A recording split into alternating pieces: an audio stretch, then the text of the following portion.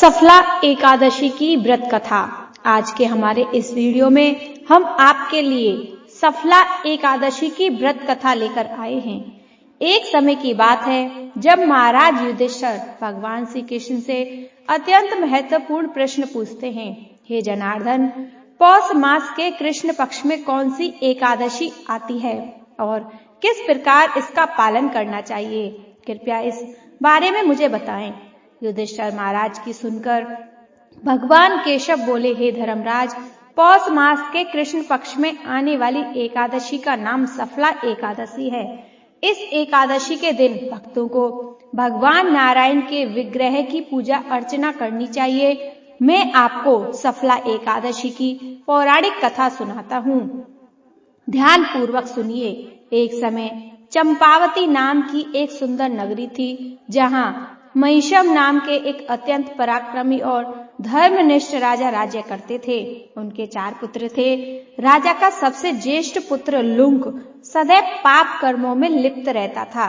स्त्री दुराचार, जुआ खेलना, ब्राह्मण और शास्त्रों का अपमान करना, वैष्णव की निंदा करना उनके लिए सामान्य कार्य थे।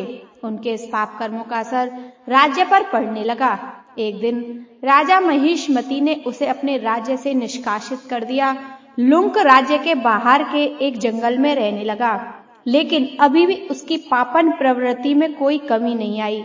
वह दिन में जंगल के प्राणियों का शिकार करता और उनके मांस का भक्षण करता था, और रात्रि के समय नगर में जाकर लूटपाट करता था।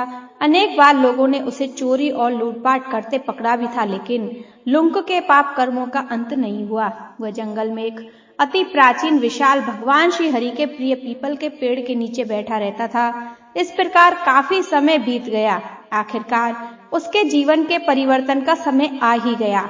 एक दिन संयोगवश पौष मास की ठंड के कारण वह सारी रात सो नहीं पाया। शीत लहरों से बचने के लिए उसके पास पर्याप्त वस्त्र नहीं थे। पौष कृष्ण पक्ष की दशमी के दिन वह सारी रात जागता रहा। ठंड की वजह से उसका शरीर शिथिल हो गया, वह मूर्छित हो गया।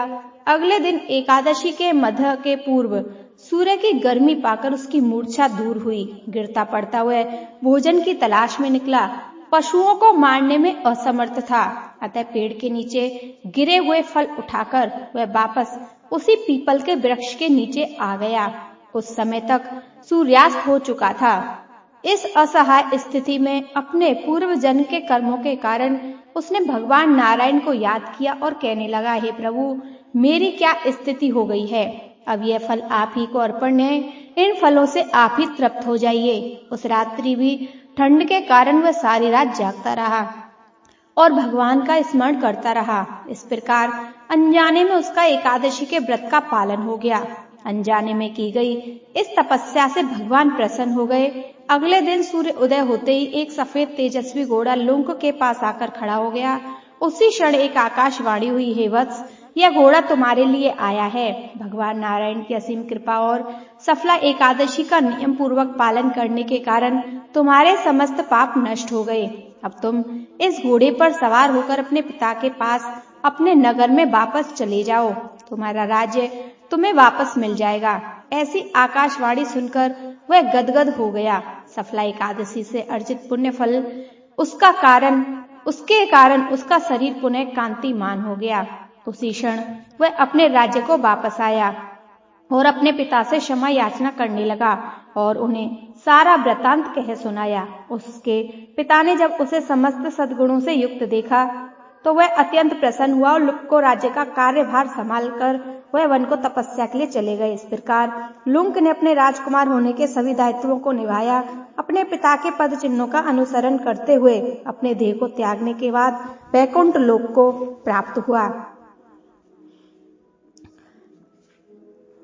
कथा समाप्त करते हुए श्री कृष्ण कहते हैं, राजन, जो व्यक्ति सफला एकादशी की इस कथा का श्रवण पाठन करते हैं वह राजस्व यज्ञों का पुण्य फल प्राप्त होता है। उसके समस्त कष्ट दूर हो जाते हैं, वे श्री हरि को प्राप्त होते हैं। बोलो श्री हरि भगवान की जय।